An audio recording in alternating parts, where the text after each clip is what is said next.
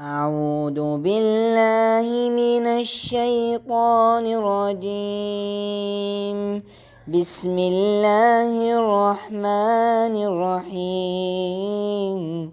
قل أعوذ برب الفلق من شر ما خلق ومن شر غاسق إذا وقب ومن شر النفاثات في العقد ومن شر حاسد إذا حسد.